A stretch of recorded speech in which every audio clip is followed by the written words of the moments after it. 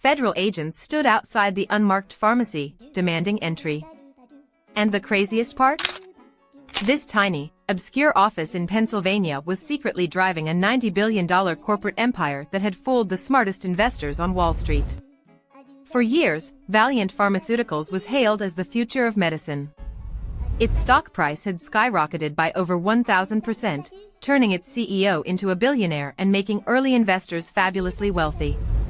While traditional pharmaceutical giants spent billions of dollars and decades of research trying to discover new cures, Valeant had pioneered a radically different, highly aggressive business model.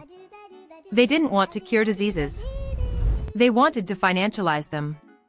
Under the leadership of a ruthless former McKinsey consultant named J. Michael Pearson, Valeant realized that researching new drugs was a sucker's game. It was too slow, too expensive, and far too risky. So, Pearson decided to do something entirely different. He turned a pharmaceutical company into a debt-fueled acquisition machine. Pearson's strategy was elegant in its brutality. Valeant would find smaller pharmaceutical companies that owned niche, critical medications. These were drugs that patients absolutely needed to survive, and for which there were few, if any, generic alternatives. Valeant would buy these companies, instantly shut down their research and development departments, fire the scientists, and immediately raise the price of the acquired drugs to astronomical levels. Take the drug Cyprin, for example. It is a life-saving medication used to treat Wilson's disease, a rare genetic disorder that causes copper to accumulate in vital organs. Before Valeant bought the drug, a patient could purchase a 100-capsule supply for about $650. Almost immediately after Valeant took over, they jacked the price up to over $21,000 for that exact same bottle. It was a massive markup for a drug that Valeant did absolutely nothing to develop or improve. Another medication, Isoprel, used for heart patients, saw its price spike by over 500% in a single day. To Pearson and his Wall Street backers, this wasn't an ethical crisis, it was an incredibly efficient business strategy. They were capturing untapped value. And for a long time, the stock market cheered them on. Hedge fund titans looked at Valeant's balance sheet and saw a goldmine. The legendary investor Bill Ackman, running the massive hedge fund Pershing Square, became one of Valeant's biggest cheerleaders.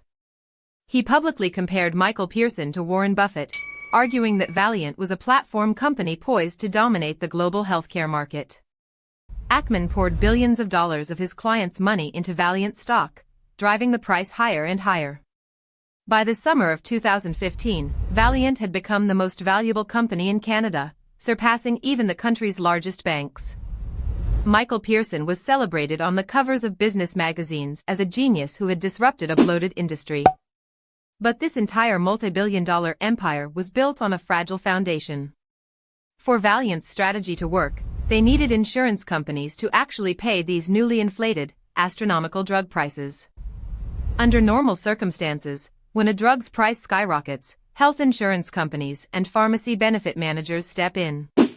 They refuse to cover the expensive brand-name drug and instead force doctors to prescribe cheaper generic alternatives. This was a massive threat to Valeant's business model. If insurers refused to pay $21,000 for a bottle of Cyprin, Valeant's revenues would collapse, and they wouldn't be able to pay down the massive mountain of debt they had accumulated to buy these companies in the first place. They needed a way to force insurers to pay up, without anyone noticing. But wait. It gets worse. To solve this problem, Valeant quietly engineered a secret weapon. They didn't tell their shareholders, they didn't tell their board, and they certainly didn't tell the public. They formed a deep, highly unusual relationship with a mysterious mail-order specialty pharmacy called Philidor RX Services. On paper, Philidor was an independent pharmacy designed to help patients get their medications delivered directly to their homes. In reality, Philidor was a phantom operation almost entirely controlled by Valeant. Valeant had secretly purchased a $90 million option to buy Philidor for $0, giving them complete operational control over the pharmacy while keeping it entirely off Valeant's official balance sheets. Inside Philidor's offices, employees were given highly specific, highly controversial instructions. When a doctor wrote a prescription for a cheap generic drug, Philidor employees were instructed to alter the paperwork. They would change the generic prescription to Valeant's expensive brand name version. If an insurance company rejected the claim because the price was too high, Philidor wouldn't back down. Instead, they would repeatedly submit the claim under different pharmacy identification numbers, essentially wearing the insurance companies down until they finally approved the payment. They even set up partner pharmacies across the country to submit claims on their behalf, hiding the fact that all of this high-priced drug volume was being routed through a single, Valeant-controlled funnel. This was a systematic campaign to trick insurance companies into paying Valeant's inflated prices, and it worked spectacularly. Valeant's sales numbers looked incredible, the stock kept rising, and Wall Street continued to pump billions of dollars into the company. But in October of 2015, the house of cards began to wobble. A short seller named Andrew Left, the founder of Citron Research, published a devastating report.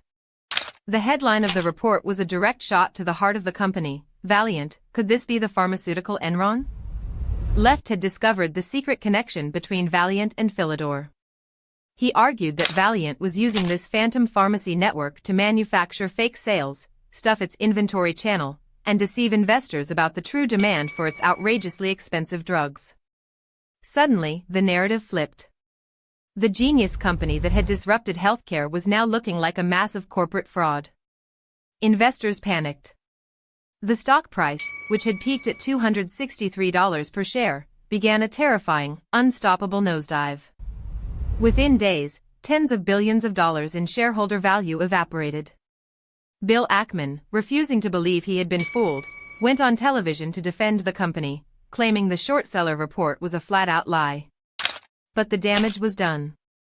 The media began digging, and soon, former Philidor employees started speaking out, confirming the systematic manipulation of insurance claims. In early 2016, the crisis reached a boiling point. The United States Congress called Michael Pearson and Bill Ackman to testify in front of a Senate committee. In a highly publicized, deeply humiliating hearing, Pearson sat before lawmakers and was forced to apologize for his pricing strategies. Senators took turns grilling the executives, demanding to know how they could justify raising the price of a life-saving heart medication by 500% in a single day. Under oath, Pearson had to admit that his focus on aggressive price hikes had gone too far.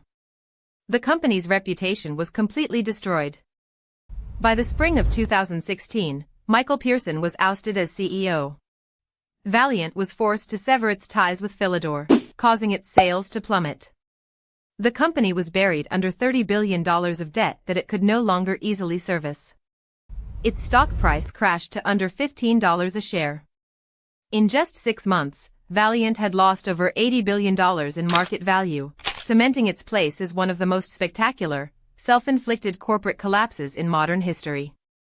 The company eventually changed its name to Bausch Health in a desperate attempt to distance itself from the toxic legacy of the Valeant brand, but the financial scars of their greed remain a cautionary tale for Wall Street. If this level of financial wizardry blew your mind, you must watch our documentary on how a single German payments giant faked $2 billion overnight and tricked the entire European government.